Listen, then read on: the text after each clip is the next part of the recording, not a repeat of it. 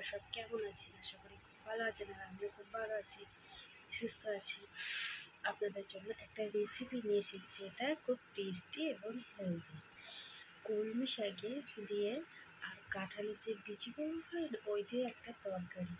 So দেখতে থাকো, কেমন হয়েছে জানাবেন, ঠিক আছে? যদি আমার ভিডিওটা ভালো লাগে লাইক, কমেন্ট অ্যান্ড সাবস্ক্রাইব করবে। চলো দেখতে থাকো। প্রথমে কলমি শাকগুলো ভালো করে কেটে নিয়ে ধুয়ে নিয়েছি, ঠিক আছে? এখানে কাঁঠালের যে বীজগুলো হয় সেগুলোও কেটে নিয়েছি, সঙ্গে একটা আস্ত লঙ্কা দিয়েছি। তারপর লঙ্কা কুচিয়ে নিয়েছি, পেঁয়াজ কুচিয়ে নিয়েছি।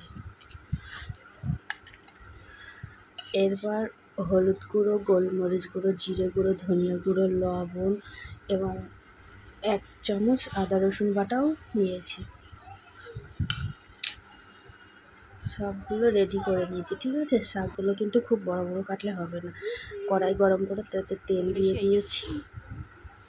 তেলটা ভালো করে গরম হয়ে গেলে ওতে একে একে পেঁয়াজ কুচি, লঙ্কা কুচি সব কিছু অ্যাড করতে হবে। আর কদিন তুমি সে কি করেছো? পেঁয়াজ এবং লঙ্কাগুলো ভালো করে লাল লাল করে ভাজতে হবে, ভালো করে নেড়েচেড়ে ভাজতে হবে, ঠিক আছে? দেখতে থাকুন বন্ধুরা।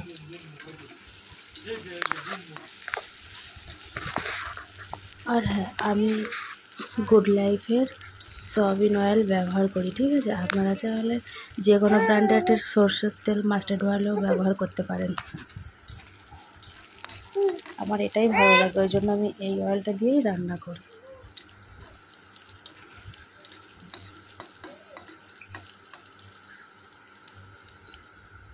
সবজি তো সবাই বানায়, বিভিন্ন ধরনের সবজি বানায়, কিন্তু কিছু জিনিস আছে একটু অন্যরকম করে করলে সেটা খেতেও খুব টেস্টি হয়, ঠিক আছে? দেখুন বন্ধুরা, কথা বলতে বলতে এদিকে আমার লঙ্কা পেঁয়াজও লাল হয়ে গেছে। আমি কাঁঠালের যে বিচিগুলো সেগুলো ঢেলে দিলাম,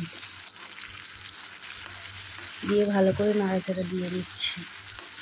ওটা ভালো করে ভাজা ভাজা হয়ে গেলে সব মশলা অ্যাড করতে হবে।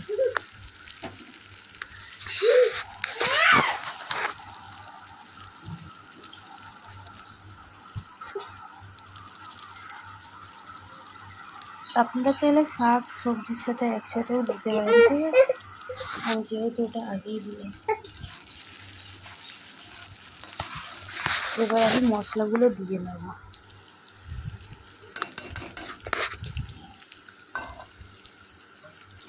মশলা দিয়ে ভালো করে কষিয়ে নিতে হবে।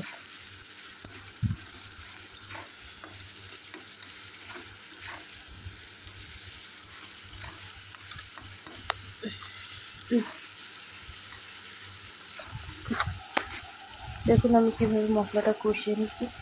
আর হ্যাঁ, মশলা কিন্তু খুবই অল্প দিতে হবে, যেহেতু শাকে বেশি মশলা দিলে ভালো লাগে না খেতে, হালকা মশলাই ভালো লাগে।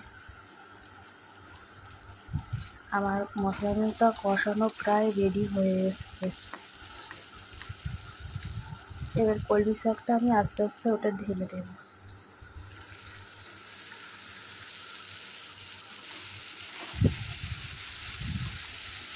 কলমি শাকটা দিয়ে ভালো করে কষিয়ে নিতে হবে। দেখুন আমি কীভাবে কষাতে থাকি।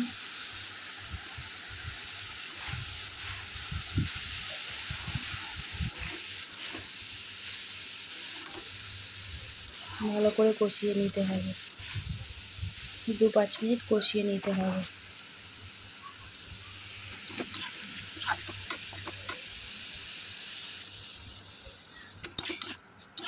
আমি কিন্তু কষাতেই আছি, আপনারা দেখছেন তো বন্ধুরা।